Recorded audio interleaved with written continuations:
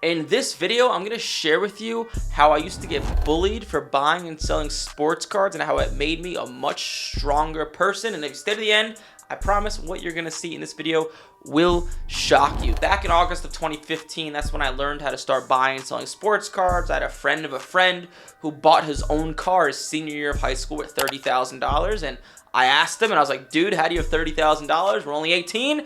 And he said, I buy and sell sports cards. And I was like, no way you buy and sell sports cards. You got to remember, this is a time before sports cards were like cool or like big. The pandemic really made sports cards a huge thing.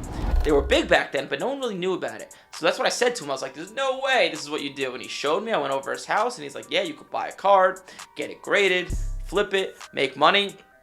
And I became obsessed. And so I was delivering pizza at this time, and I saved up about $4,000. And I still remember to this day, I told my parents, hey, I'm going to spend my money on sports cards. I have this friend that's making money, and I think you could do well. And my parents are both, love them to death, but they're both 9-to-5 employees. My mom's a part-time professor. My dad's basically a lawyer for the government. And I told them about this venture. And they said to me, are you stupid? Go invest your money in stocks, save your money, don't waste your money. And looking back at it now, it was a great decision. I did not listen to them, obviously. But looking back at it even more in depth, you know, now that I've talked to all these coaches and mentors and people that make a lot of money, it makes perfect sense why I did not listen to them. When I was 18, my goal was to start a business and work for myself. And my parents, once again, I love them to death, but they are not where I want to be in life. So I should not take financial or life advice from them. You know, they want what's best for me. You know, they want me to be safe, secure, have a job, but they don't know what's best for me, right? And me taking money advice from my parents would be the equivalent of taking math advice from a history professor, right? You wouldn't do that.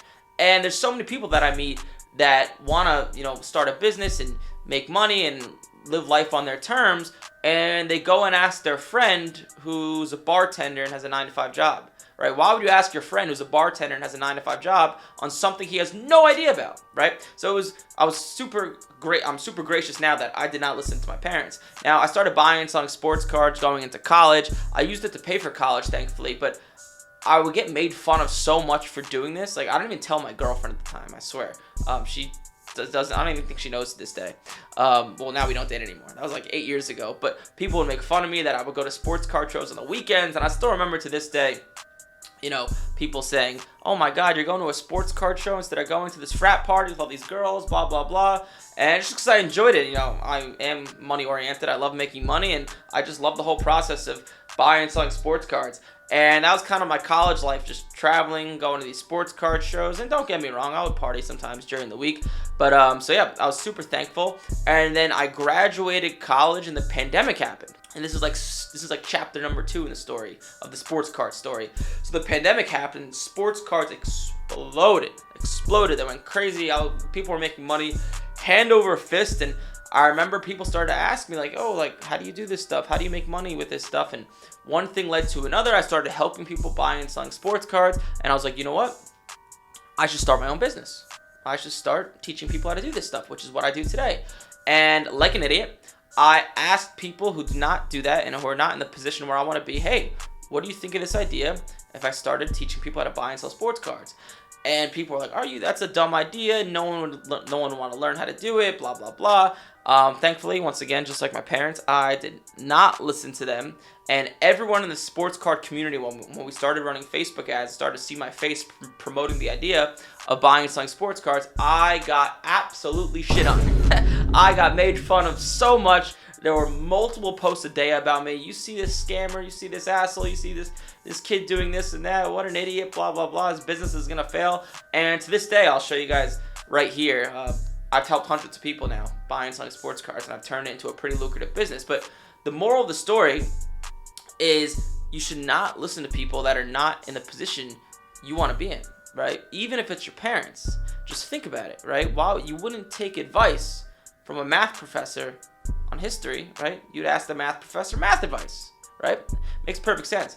So that's kind of my story of buying and selling sports cards. Hopefully it inspires you guys a little bit to not listen to anyone. And hey, if you want to live a non-traditional life and you want things that other people don't have, like going on multiple vacations or driving that BMW. I don't know, I'm just making something up. But if you want that life, then you have to take non-traditional risks, right? It just makes perfect sense. If you're gonna be normal and do normal things and things that everyone else does, like a 9-to-5 job, make your 60, 70, 80,000, invested in a 401k in the S&P 500, that's great. It's safe, it's secure, you'll be able to retire by the time you're 65, but you will live a traditional life.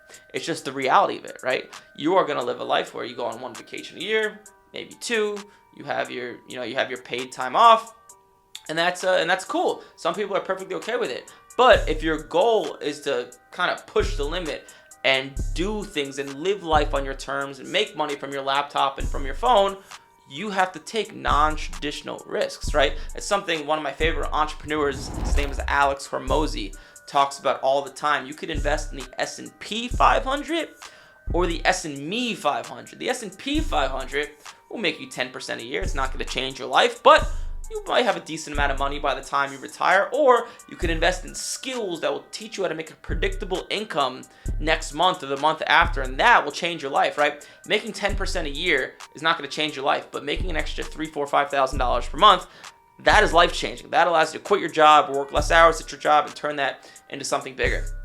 Hopefully, this story inspires you guys. For any business you start, whether it be sports cards, marketing, whatever, people are going to make fun of you. I promise. No matter what you do, you are going to get crapped on. Hopefully not as much as me, but you will. So just keep that in mind. And if people are hating on you and making fun of you, you're probably doing something right. Keep that in mind. But hopefully you guys enjoyed this video. Like, comment, subscribe. I'll drop a video somewhere around this video. If you like this one, you'll definitely like that next one. And I'll see you on the next video. See you guys. Peace.